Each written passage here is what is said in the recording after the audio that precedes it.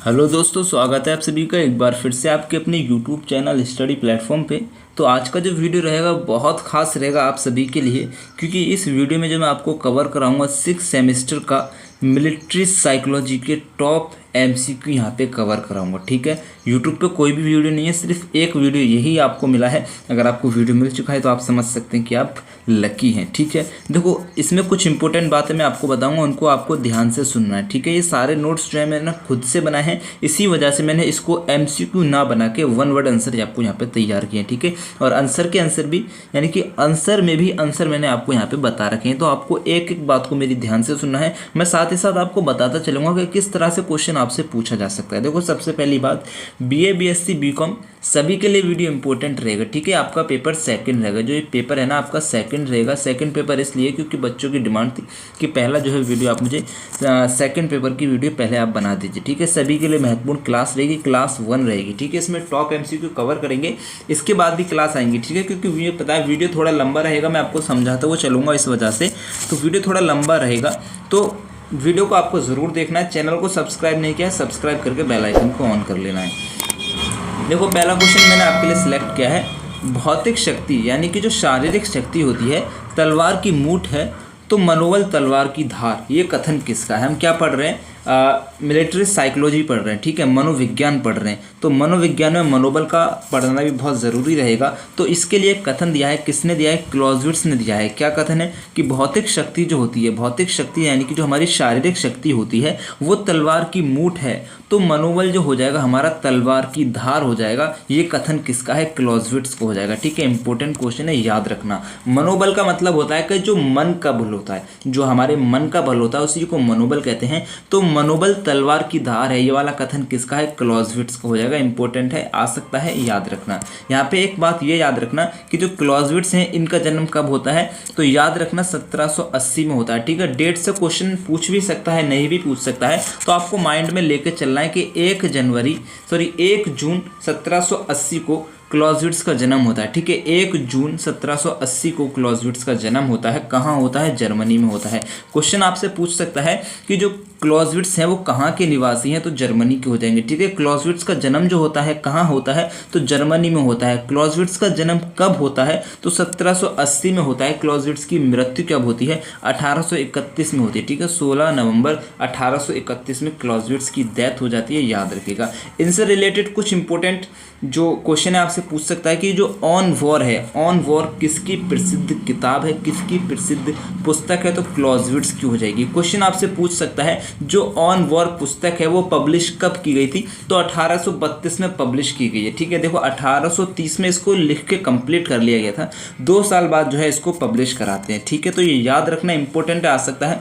Principle of war, ठीक है, इसी वॉर के जो सिद्धांत है वो इन्होंने एक दूसरी किताब में बताए हैं। प्रिंसिपल ऑफ वॉर में किसकी किताब है? क्लॉज़विट्ज़ की किताब है। ठीक है, वॉर से रिलेटेड जो है काफ़ी किताबें हैं जो आपसे पूछा जा सकता है कंफ्यूज करने के लिए। सारी किताब तो नहीं लिए मैंने, कुछ इंपॉर्टेंट किताबें हैं जो मैंने आगे इसी वीडियो में सिलेक्ट की है। ठीक है, तो आपको क्या करना है, वीडियो में लास्ट तक रहना है। और एक इंपॉर्टेंट बात आपको ये मैं बता दे रहा हूँ कि जैसे मैंने यहाँ पे इस पीडीएफ में आपको क्वेश्चन बना के दिए हैं, वन वर्ड में बना के दिए हैं। जैसे कि मैंने आपके लिए क्वेश्चन लिखा है, युद्ध का देवता किसे कहा जाता है, तो युद्ध का देवता जो है नेपोलियन को कहा जाता है। मैंने वन वर्ड में आपको आंसर बता दिया है। लेकिन यही वाले क्वेश्चनों को इसी से इन जितना भी मैंने इस सेकंड नंबर क्वेश्चन में लिखा है, इन सबको अलग अलग करके मैं एमसीक्यू क्वेश्चन बना के पीडीएफ आपको दूंगा एग्जाम से पहले। पॉसिबल हुआ तो वीडियो बना दूंगा, नहीं तो आपको पीडीएफ के रूप में टेलीग्राम पे मैं अपलोड कर दूंगा। वहां से आप खुद से प्रैक्टिस कर लेंगे, आंसर मैं उसके सामने ही लिख दूंगा या फिर नीचे आंसर की मैं आपको दे दूंगा, उससे देख के आप समझ सकते हैं कि आंसर इसका क्या रहेगा। ठीक है, अभी जो मैंने इसको तैयार किया है,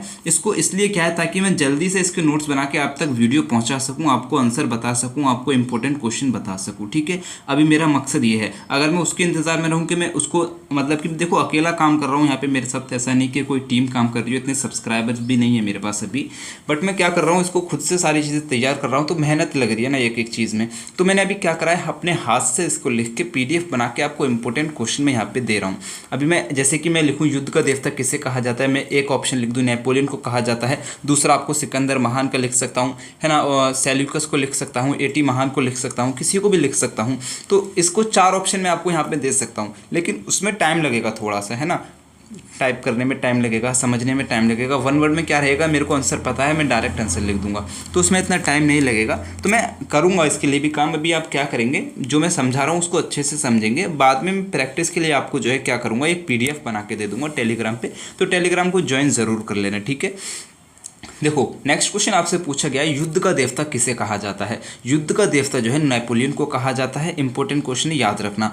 अब नेपोलियन को युद्ध का देवता किसने कहा है, ये क्वेश्चन भी आपसे पूछा जा सकता है कि नेपोलियन को युद्ध का देवता किसने कहा है। तो क्लॉज़विट्ज़ ने नेपोलियन को युद्ध का देवता कहा है, ठीक है। नेपोलियन का जो जन्म होता है कब होता है, 15 अगस्त 1769 को होता है, ठीक है। 15 अगस्त ये वही दिन जो हमारा देश आज़ाद हुआ है, लेकिन हमारा देश आज़ाद होने से काफ़ी समय पहले जो है इनका जन्म हो जाता है 15 अगस्त को, ठीक है। 15 अगस्त 1969 को होता है। कहाँ पे होता है, फ्रांस में होता है, ठीक है। नेपोलियन कहाँ का निवासी, फ्रांस का निवासी। कहाँ जन्म होता है, फ्रांस में होता है। 1769 को इनकी डेथ होती है 1821 में, 5 मई 1821 में, ठीक है। डेट से क्वेश्चन कम ही पूछे जाएंगे, लेकिन मैंने आपको दे दिया है ताकि आपके माइंड में बना रहे, ठीक है। नेक्स्ट क्वेश्चन आपसे पूछा गया है, नेपोलियन का पूरा नाम क्या है। तो नेपोलियन का पूरा नाम हो जाएगा नेपोलियन बोनापार्ट, ठीक है। इंपॉर्टेंट है, याद रखने। नेपोलियन का पूरा नाम हो जाएगा नेपोलियन बोनापार्ट, यहाँ पे राइट आंसर हो जाएगा।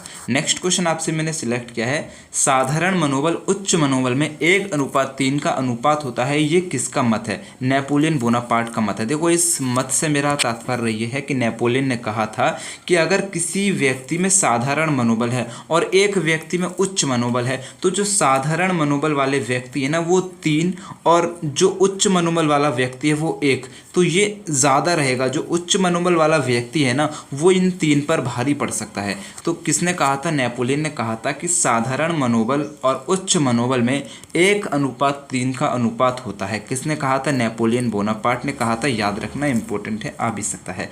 नेक्स्ट क्वेश्चन आपसे पूछा गया है, थॉट ऑन वॉर किसकी पुस्तक है। इंपॉर्टेंट है, याद रखना। किताबों के लिए मैं अलग से एक वीडियो और तैयार करूंगा, ठीक है। जो किताबों से क्वेश्चन आएंगे ना वो आपके पेपर फर्स्ट में भी पूछे जा सकते हैं, पेपर सेकंड में भी पूछे जा सकते हैं, ठीक है। थॉट ऑन वॉर किसकी पुस्तक है, तो लिटिल हार्ट की पुस्तक है। इंपॉर्टेंट है, याद रखना। दोनों ही पेपर के लिए मैं अलग एक वीडियो बना दूंगा किताब से रिलेटेड, तो चैनल को ज़रूर सब्सक्राइब करके रख लेना है। अभी आपका ज़रूरत पड़ रहा है ना, तो इसी चैनल से सारी ज़रूरत आपकी पूरी रहेगी, तो अभी सब्सक्राइब कर लो। बाद में आपका मतलब निकल जाए तो अनसब्सक्राइब कर सकते हैं, कोई मसला नहीं है, लेकिन अभी आपको सब्सक्राइब ज़रूर कर लेना है, ठीक है। थॉट ऑन वॉर किसकी पुस्तक है, लिटिल हार्ट की पुस्तक है। इंपॉर्टेंट है, याद रखना। नेक्स्ट क्वेश्चन आपसे पूछा गया है, मैं उन्हें सैन्य शक्ति से क्यों हतोत्साहित करूं जबकि मैं उन्हें अन्य सस्ते तरीके से और बेहतर ढंग से कर सकता हूं। ये कथन किसका है। देखो क्वेश्चन आपको फिर से समझाना पड़ेगा। मैं उन्हें सैन्य शक्ति से क्यों हतोत्साहित करूं। सैन्य शक्ति यानी कि उनको सेना की मदद से यानी कि दंड प्रताड़ित करके हतोत्साहित करूं जबकि मैं उन्हें अन्य और सस्ते तरीके से बेहतर ढंग से कर सकता हूं। क्या कर सकता हूं, हतोत्साहित कर सकता हूं। ये कथन किसका है, हिटलर का कथन है, ठीक है। किसका कथन हो जाएगा, हिटलर का कथन है, राइट आंसर हो जाएगा, ठीक है। नेक्स्ट क्वेश्चन आपसे पूछा गया है, झूठी अफवाहें फैलाकर शत्रु देश की जनता में आपस में कहल उत्पन्न करना चाहिए। ये कथन किसका है, आचार्य कौटिल्य का हो जाएगा, ठीक है। देखो क्या कह रहे हैं कि आचार्य कौटिल्य ने कहा था कि झूठी अफवाहें फैलाकर शत्रु देश की जनता में आपस में कहर उत्पन्न करना चाहिए। कथन किसका हो जाएगा, आचार्य कौटिल्य का हो जाएगा। किस में कहा है, तो अपनी अर्थशास्त्र में आचार्य कौटिल्य ने इस कथन को कहा है, ठीक है। इंपॉर्टेंट है, आ सकता है। जितने संभव हो सकते हैं मैंने सारे क्वेश्चनों को यहाँ पे सिलेक्ट किया है, ठीक है। किसके अनुसार साधारण सैनिक एवं मनोबल युक्त सैनिक 1:3 का अनुपात होता है, तो नेपोलियन बोनापार्ट का होता है। क्वेश्चन मैंने बता दिया है, ठीक है। उच्च मनोबल के कारण देखो यहाँ पे ही मैंने इसका एक छोटा सा डिस्क्रिप्शन लिखा है। किसने कहा था, नेपोलियन ने कहा था। तो यहाँ पे लिख रहा है कि उच्च मनोबल के कारण नेपोलियन जो था वो अकेला ही युद्ध के मैदान में 40,000 सैनिकों के बराबर था। जो नेपोलियन बोनापार्ट का जो मनोबल था ना वो इतना था कि 40,000 सैनिकों के बराबर अकेला एक सैनिक था, ठीक है। इतना क्या कहते हैं, बहादुर आप कह सकते हैं इसको, ठीक है। नेक्स्ट क्वेश्चन आपसे पूछा गया है, द साइकोलॉजी ऑफ बैटलफील्ड किसकी पुस्तक है। इंपॉर्टेंट क्वेश्चन है, क्वेश्चन जरूर आएगा, गारंटी से आएगा, 101% आएगा। हार्वर्ड की किताब है, ठीक है। द साइकोलॉजी ऑफ बैटलफील्ड किसकी किताब है, हार्वर्ड की किताब है। इसी सेकंड पेपर में ही आपको ये वाला क्वेश्चन देखने को मिलेगा। इंपॉर्टेंट है, याद रखना, हार्वर्ड की किताब हो जाएगी। नेक्स्ट क्वेश्चन आपसे पूछा गया है, मनोविज्ञान का नामकरण किस पुस्तक में मिलता है। जो मनोविज्ञान है उसका नामकरण किस में मिलता है, तो द साइकोलॉजी ऑफ बैटलफील्ड में ही मिलता है। किसकी किताब है, हार्वर्ड की किताब है। कब पब्लिश किया गया था, 1897 को हार्वर्ड ने इस किताब को पब्लिश किया था। ठीक है, इंपॉर्टेंट है, फिर से पढ़ेंगे। देखो जो इंपॉर्टेंट है ना उसको मैं आपको ज़रूर बताऊंगा। आपसे एक रिक्वेस्ट रहेगी कि इनको याद कर लेंगे। ठीक है, नोट्स बनाने की आपको ज़रूरत नहीं है क्योंकि टाइम बहुत कम है आपके पास। नोट्स बनाएंगे तो नोट्स बनाते रह जाएंगे। मैं पीडीएफ आपको डायरेक्ट टेलीग्राम पे ये दे दूंगा, तो खुद से पढ़ लेंगे। ठीक है, तो मनोविज्ञान का नामकरण किस पुस्तक में मिलता है? तो मनोविज्ञान का जो नामकरण होता है द साइकोलॉजी ऑफ बैटलफील्ड में मिलता है। किसकी किताब है? हार्वर्ड की किताब है। पब्लिश कब की गई थी? 1897 को की गई थी।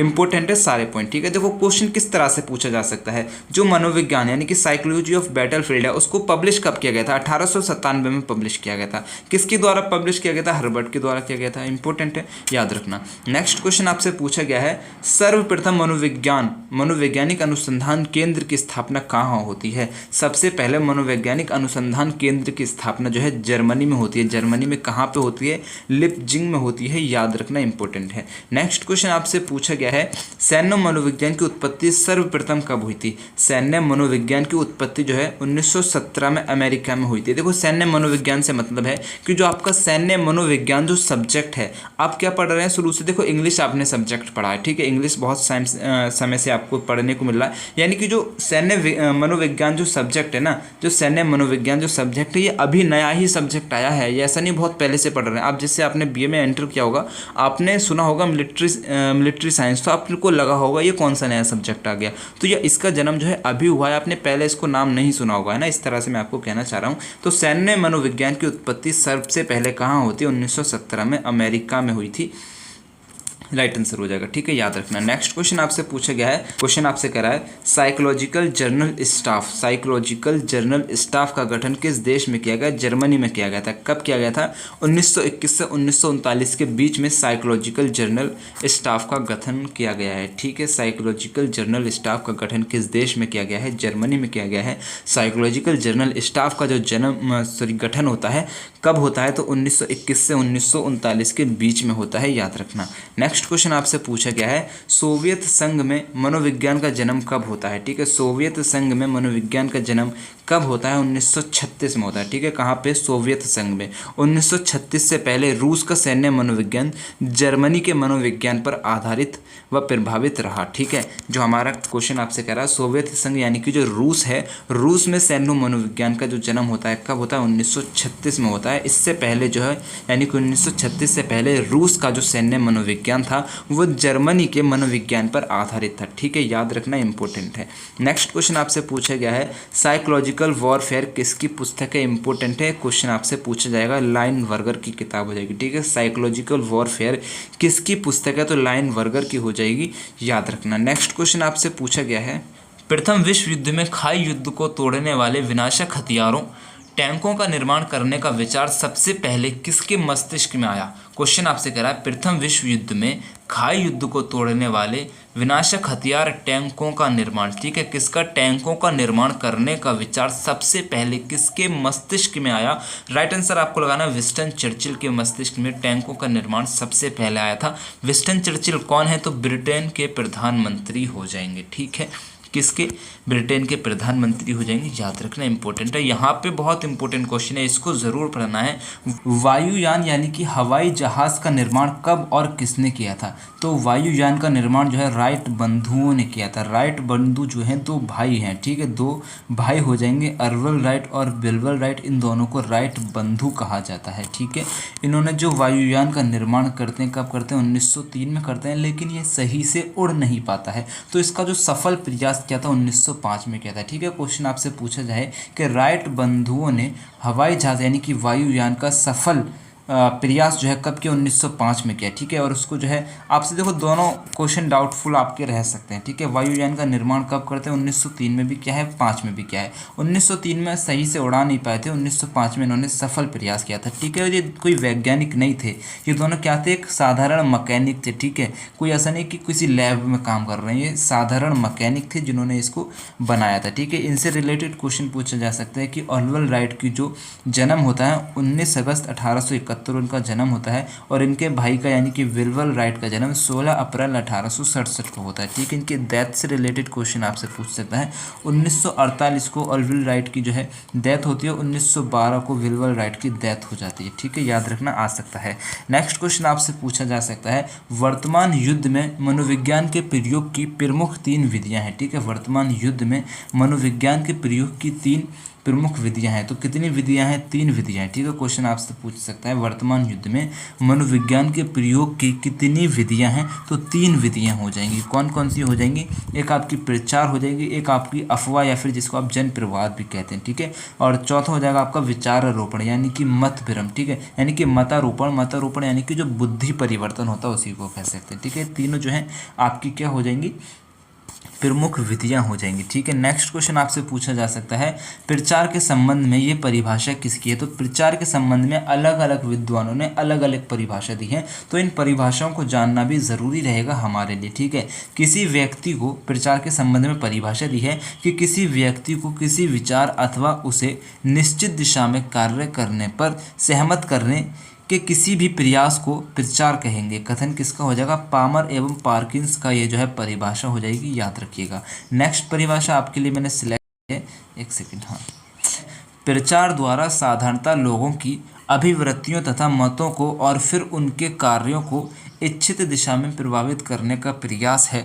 ये कथन किसका है? ठीक है, सार्जेंट का कथन हो जाएगा। तो यहाँ पे मैंने आपको 20 क्वेश्चन कराए हैं, तो 20 से ज़्यादा ही क्वेश्चन मैंने कवर कराए हैं और मेरी कोशिश आपको देखो ये रहेगी कि मैं 20 क्वेश्चन आपको जो है वीडियो लेके आऊँ। ठीक है, एक क्लास 20 क्वेश्चन की, क्योंकि थोड़ा डिटेल से यहाँ पर चल रहे ना तो वीडियो बहुत लंबा हो जाएगा, उसके लिए मैं 20 क्वेश्चन में करूँगा। आपको चैनल को सब्सक्राइब करके रखना है, बेल आइकन को ऑन करके रखना है। मैं वीडियो अपलोड करूँगा तुरंत नोटिफिकेशन आना है, तो उसको तुरंत आपको देख लेना है। ठीक है, टेलीग्राम को ज्वाइन ज़रूर कर लेना है। सारा पीडीएफ आपको जो है टेलीग्राम पे मिलता रहेगा 20 क्वेश्चन का, जैसे जैसे क्लास हो रही है वैसे वैसे आपको पीडीएफ मिलता रहेगा। ठीक है, तो आपको क्या करना है? चैनल को सब्सक्राइब करना है, वीडियो को अपने सभी दोस्तों के साथ शेयर ज़रूर करना है। ठीक है, इंपॉर्टेंट बात कि वीडियो को शेयर ज़रूर करना है अपने सभी दोस्तों के साथ। तो मेरी तरफ से आप सभी को बेस्ट ऑफ लक।